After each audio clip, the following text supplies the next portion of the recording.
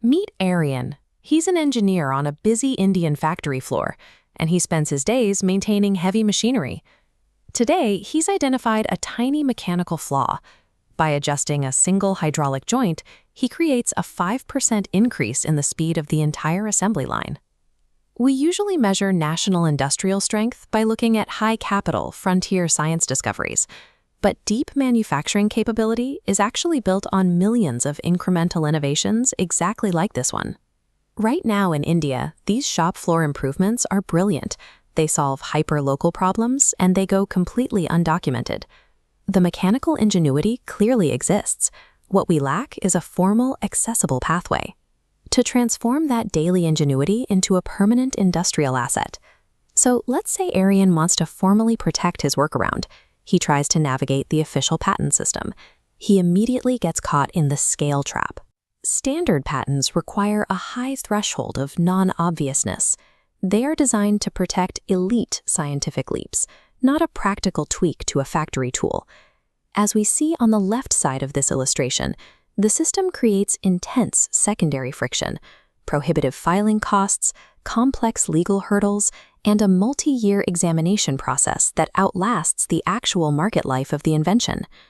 The shop floor engineer looks at this maze and realizes the perfect intellectual property system is structurally designed to exclude them. This friction leads to a constant leak of intellectual capital.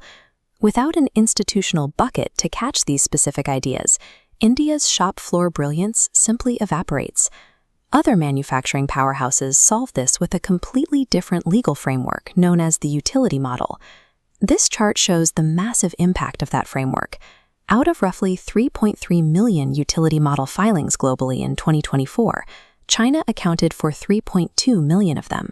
That mountain of documents is a deliberate policy outcome.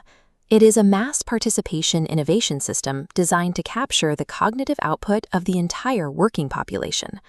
By documenting every micro-improvement, China has built an enormous, protected reservoir of industrial knowledge.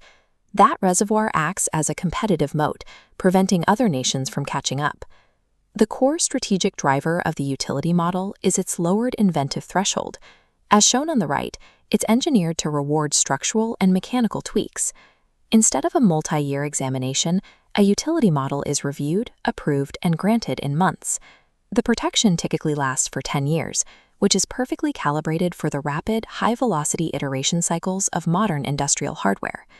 This process turns localized technical solutions into legally protected corporate assets, adding concrete value to a company's balance sheet.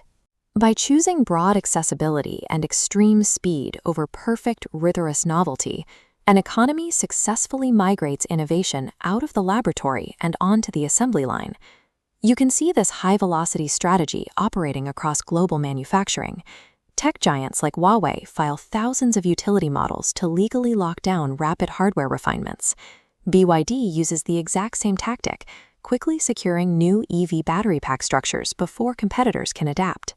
In heavy industry, firms like Sany and Haier treat innovation as a daily habit. They expect the engineers standing next to the excavators to file utility models for structural reinforcements.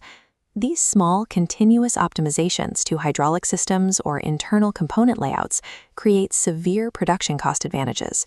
When intellectual property protection is embedded directly into standard operating workflows, a company ensures its products remain at the absolute cutting edge without ever needing a total redesign. This dynamic drives what we call the accumulation effect, the point where millions of localized micro-improvements interlock to generate massive industrial power. Protecting and documenting these tweaks by the millions creates a compounding advantage that is difficult for competitors to dismantle. We tend to focus on top-down moonshots, but high-capital scientific breakthroughs rarely scale fast enough to support an entire manufacturing economy. Legal systems dictate how an economy behaves.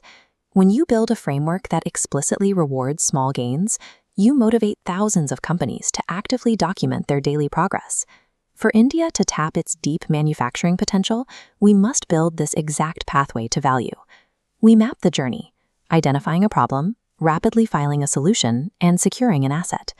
We must democratize the system, making legal access a priority for every engineer. If we get the framework right, the future of Indian manufacturing will be a high-velocity, high-density ecosystem fueled by millions of protected micro-innovations. We already have the ingenuity and we have the workforce. We just need the institutional infrastructure that finally looks at our engineers and tells them, your small invention matters. Stop waiting for the moonshot. It is time to protect the shop floor.